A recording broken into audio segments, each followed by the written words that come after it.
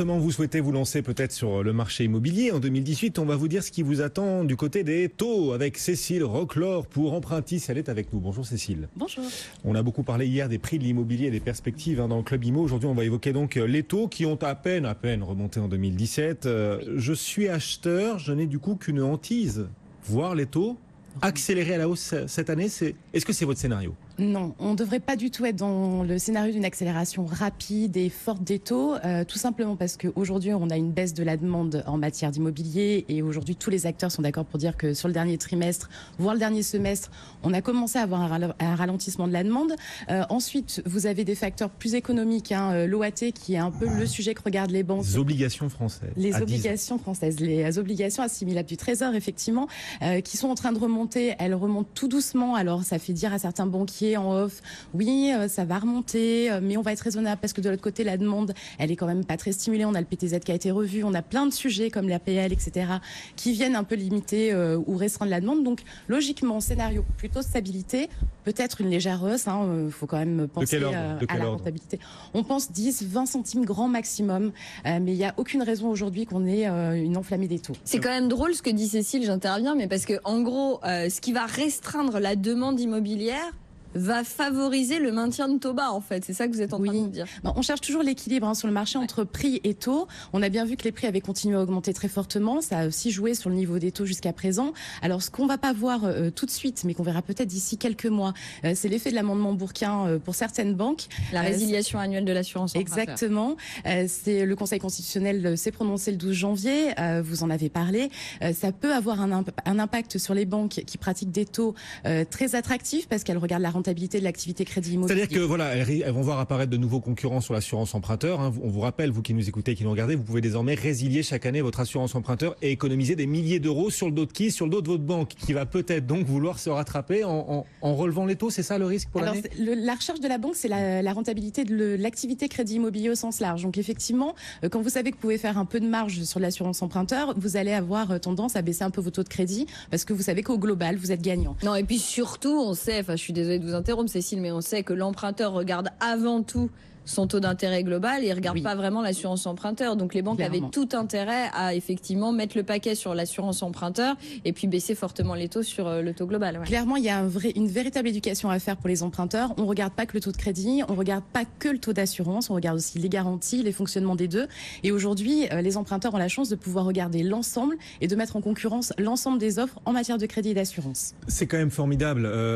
Il faut arrêter de broyer du noir dans ce pays quand même. Oui. On a des taux qui sont historiquement bas. Nos parents, nos grands-parents n'ont jamais connu des taux pour acheter aussi bas. C'est inédit. Et d'ailleurs, on rappelle qu'en 10 ans, le pouvoir d'achat immobilier a progressé en France entre 29 et 37% selon les estimations. Donc c'est incroyable. C'est vraiment un âge d'or là pour acheter, même si c'est pas évident pour tout le monde, on est d'accord. D'autant que les prix ont quand même, pendant ce temps-là, progressé. Alors le pouvoir d'achat, c'est en tenant compte des prix. Il a quand même progressé ce pouvoir d'achat. Mais c'est vrai que les taux ne baissent plus, mais les prix, eux, continuent de monter. Est-ce que ça, c'est un risque pour les prochaines années ? Oui, c'est un véritable risque. Alors ce qu'on espère, c'est que cette année, on soit dans une année de transition. Vu que la demande va baisser un petit peu, on espère que les acheteurs vont être les vendeurs vont être un peu plus raisonnables, que tout ça va se rééquilibrer. Faut quand même pas oublier, Guillaume, aussi que avant nos parents ou grands-parents payaient très cher le crédit, mais il y avait un taux d'inflation. Les revenus évoluaient fortement, et du coup, vous étiez en capacité en 5 à 10 ans d'avoir absorbé la totalité de votre coût de crédit, parce que le pouvoir d'achat, les revenus portaient ce pouvoir d'achat. Aujourd'hui, on n'est plus du tout dans ce scénario-là. Effectivement, les taux sont extrêmement bas. C'est une belle opportunité pour acheter. Ça fait plusieurs années que ça dure, et tant mieux. Et d'ailleurs, la part des primo-accédants atteint des primo-accédants, pas accidents, des primo-accédants atteint des records. C'est quand même un signe aussi sur l'accessibilité de ce marché immobilier, même si on veut toujours relativiser. Ah bah oui, mais il y a 30 ans, l'inflation. Non, les primo-accédants, ils en profitent de la situation actuelle. Complètement. Alors, ils en profiteront un petit peu moins cette année avec la refonte du PTZ, parce que du coup, ça les aidera un petit peu moins. La PL aussi qui va jouer. Le vrai sujet, ça va être de trouver l'équilibre dans l'offre. On est vraiment dans une politique aujourd'hui où il faut qu'il y ait plus d'offres.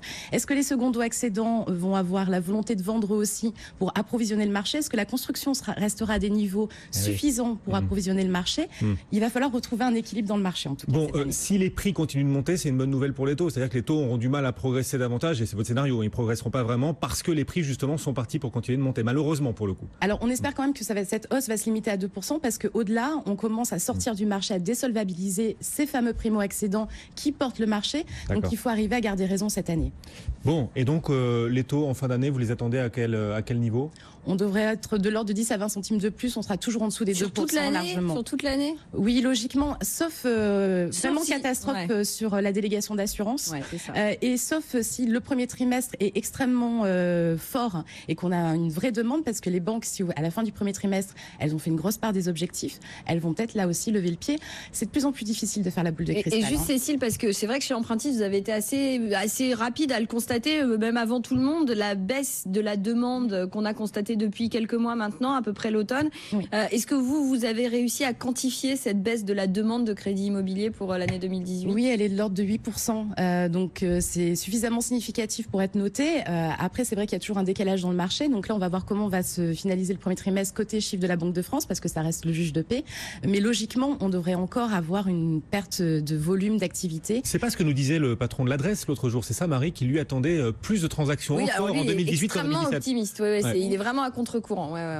Bon. On va être un petit peu moins optimiste, mais malgré tout, vous avez raison. Il faut dire aux emprunteurs qu'aujourd'hui, les conditions sont bonnes. Les prix sont élevés, certes, mais on a un marché qui reste sain encore aujourd'hui. Donc, c'est encore le bon moment d'acheter. Un gros bémol quand même, de moins en moins de banques proposent la transférabilité. Ça, c'est un fait notable. Ah oui, là, ça vraiment, c'est la fin des haricots.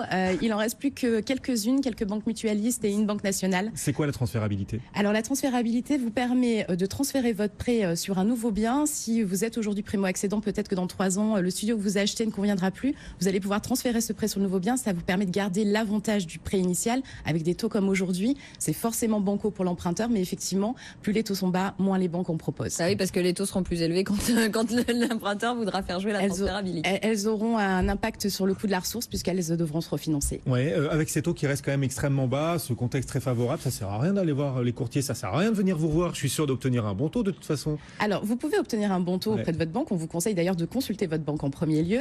Mais aujourd'hui, les politiques des banques se différencient de plus en plus. Elles cherchent plus ou moins tel ou tel profil. Si vous voulez le faire seul, vous pouvez le faire seul. Il suffit de pousser la porte de 4-5 banques et de s'assurer une différence d'enseigne. Mais vous allez gagner du temps en passant par un courtier. Et sur le taux, on continue, parce qu'on a de gros volumes et les dernières années confirment ça, à avoir un pouvoir de négociation que n'aura pas l'emprunteur seul. D'autant que les courtiers sont en train de grossir les uns après les autres. La compagnie européenne de crédit, propriétaire d'Empruntis d'ailleurs, a annoncé un rachat récemment et devient d'ailleurs leader. Le fait de voir ces courtiers grossir en taille, c'est bon pour les particuliers? Oui, parce que là aussi, ça joue sur le volume. Plus vous êtes gros, plus vous avez de pouvoir de négociation avec les banques. Donc, plus vous allez pouvoir faire passer soit des dossiers sensibles, soit avoir de grosses décotes. Il faut voir que le recours au courtier, c'est encore une chose qui n'est pas bien maîtrisée en France. Selon notre dernier sondage avec le CSA, il y a seulement 48% des Français qui comptent sur leur banque pour financer leur acquisition. 24% comptent avoir recours à un courtier comme à un agent immobilier. On est dans la vulgarisation, mais aujourd'hui, trop de gens ne pensent pas à passer par un courtier, surtout que c'est gratuit pour l'étude du dossier. Pour l'étude du dossier, voilà. Mais c'est vrai que ça fait gagner beaucoup de temps et vous obtenez quand même bien souvent les meilleurs taux. Merci beaucoup Cécile Roquelaure d'être venue nous voir pour Empruntis. Beaucoup d'optimisme quant à l'évolution des taux cette année qui devrait rester très faible. Allez, toute petite hausse envisagée, mais rien de méchant. Et on retrouve demain Marie Cœur de Roy pour de nouvelles aventures. Et le CAC 40 lui pour